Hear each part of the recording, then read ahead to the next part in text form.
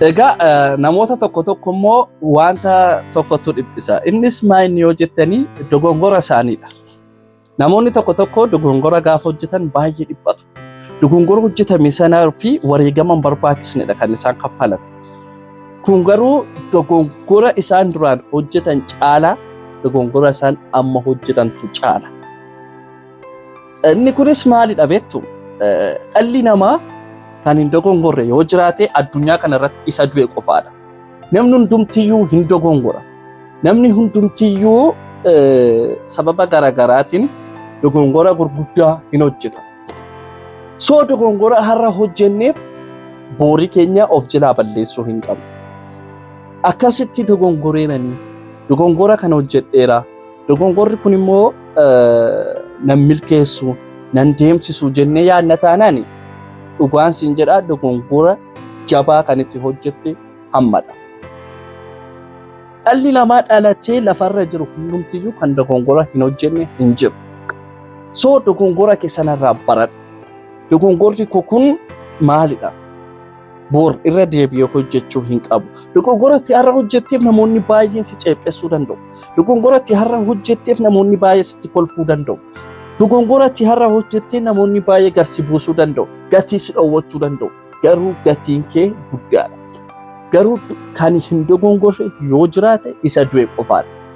Namichumtu gatii kee garbuusu kun, namichumtu har'a dhaabbattee sitti kolfu kun, namichumtu har'atti dogongora hojjetteetta jedhee hamilee kee garbuusu kun utuu dogongora isaa ilaalle immoo si caalaarra dogongora gurguddaa hojjeteera.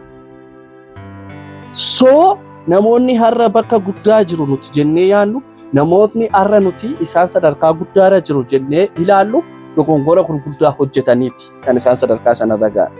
Nuti hin dogongorree jedhanii haasoo yookaan immoo hamanu taanaan innumtu dogongora cimaadha. Dogongorri kana caalaarra hojjetamu hin jiru. Maaliif ree kan hin dogongorre hin jiru? Uumama dhala namaadha. So dogongora hojjetame kanaaf ati wareegama sin barbaachisne fudhachuu qabdu. Fakkeenyaaf barattoota yoo ilaalle yeroo baay'ee barattoonni kutaa 12 kufan yookaan kutaa 8 kufanii hanga wareegama lubbuuttidha kan isaan kaffalan. Kun dogongora caalu. Dogongorri isaanii kutaa 8 kufuu yookaan kutaa 12 kufuu miti. Dogongorri isaanii of ajjeesuu isaanii. Maaliif kutaa 8 waggaa isa dhufu immoo qabxii olaanaatiin darbuu danda'u. Dogongorri isaanii barana ta'anii kutaa 8 darbuu yookaan kutaa 12 darbuu isaanii irratti xiyyeeffannoon kennine miti. Dogongora sanarraa baratanii waggaa dhufutti immoo yoo seeraan barnoota isaanii hordofan qabxii olaanaa akka biyyattiitti galmeessuu ni danda'u. So of ajjeesuun dogongora deebi'uu hin dandeenye. Dogongora namas Rabbiinis gaddisiisudha dogongorri kun. So dogongoroonni akkasii irra deebi'amee raawwatamuu hin qabu. Wanta barbaadde kee dogongora. Miira kee to'achuu dadhabe. Miira kee irratti olaantummaa dhabe. Garuu yoo seeraan xiyyeeffannoo itti laatte miira kee sana to'achuu hin dandeessa. Kan hin dogongorree ala namaa ta'e hin jiru.